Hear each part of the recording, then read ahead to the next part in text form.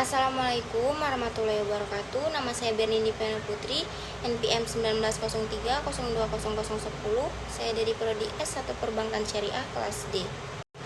Baik, langsung saja ke pertanyaan yang pertama, yaitu menurut saudara apa itu ulumul Quran? Kedudukan dan manfaat mempelajari ulumul Quran dalam kajian Islam. Menurut saya, ulumul Quran adalah pembahasan-pembahasan yang berkaitan dengan Al-Quran. Kedudukan dan manfaat mempelajari ulumul Quran yaitu bisa menambah khazanah pengetahuan yang penting berkaitan dengan Al-Quran. Yang kedua yaitu bisa membantu umat Islam dalam memahami Al-Quran dan menarik hukum dan adab dari Al-Quran serta menafsirkan ayat-ayatnya. Pertanyaan yang kedua yaitu menurut saudara apa hikmah adanya asbabun nuzul ayat Al-Quran dalam kehidupan? Jelaskan. Jawaban saya yaitu hikmah dan manfaat mengetahui asbabun nuzul yaitu dapat membantu dalam memahami ayat-ayat Al-Quran dan menghilangkan keraguan tentangnya. Asbabun nuzul sangat bermanfaat bagi orang mukmin dan juga bukan orang mukmin.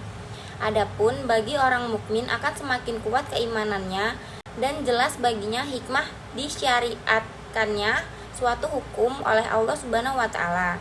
Pada umumnya, asbabun nuzul memudahkan para mufasir untuk menemukan tafsir dan pemahaman suatu ayat dari balik kisah diturunkannya ayat itu.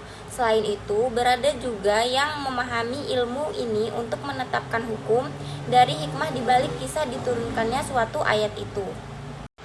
Pertanyaan yang ketiga yaitu salah satu kajian dalam ulumul Quran yaitu Makkiyah dan Madaniyah. Para ahli bersepakat Makkiyah adalah kajian tentang ayat-ayat Al-Quran yang diturunkan sebelum Nabi Muhammad SAW hijrah, sedangkan Madaniyah yaitu kajian tentang ayat-ayat Al-Quran yang diturunkan setelah beliau hijrah, meskipun tempat turunnya di Mekah. Jelaskan, menurut saudara apa saja rahasia atau hikmah tersirat dari Makkiyah dan Madaniyah? Yang pertama yaitu mempermudah dalam menafsirkan ayat-ayat Al-Quran karena pengetahuan mengenai tempat turun ayat dapat membantu memahami ayat tersebut. Yang kedua yaitu meresapi gaya bahasa Al-Quran dan digunakan untuk berdakwah menuju jalan Allah. Yang ketiga, mengetahui sejarah hidup Nabi Muhammad SAW melalui ayat-ayat Al-Quran. Yang keempat, mengetahui keindahan bahasa Al-Quran dan menjadi hasanah ilmu-ilmu Islam. Yang kelima, membedakan antara nasak dan mansuk ketika terdapat dua buah ayat Makkiyah dan Madaniyah. Pertanyaan yang keempat yaitu sebutkan contoh ayat Makkiyah dan Madaniyah disertai asbabun nuzulnya. Yang pertama yaitu Quran Surat An-Nisa ayat 43, yaitu peristiwa berupa kesalahan serius yang seseorang mengimami sholat dengan keadaan yang mabuk sehingga jalan membaca surah Al-Kafirun. Dari peristiwa tersebut menyebabkan turunnya ayat Al-Quran Surat An-Nisa ayat 43. Yang kedua yaitu Surat Al-Imran.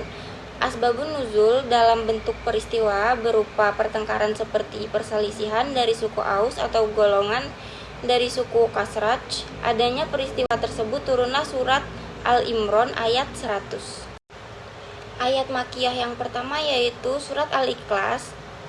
Ayat-ayat tersebut diturunkan sebagai tanggapan terhadap orang-orang musyrik Mekah sebelum Rasulullah SAW melakukan hijrah. Ayat Makkiyah yang kedua yaitu Surat Ad-Dukhan. Asbabun nuzul dalam ketiga ayat ini terjadi karena kaum Quraisy durhaka terhadap Nabi Muhammad SAW.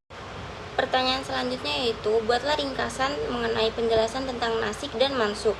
Nasik adalah pembatalan hukum baik dengan menghapuskan dan melepaskan teks yang menunjuk hukum dari bacaan atau membiarkan teks tersebut tetap ada sebagai petunjuk adanya hukum yang dimansuk.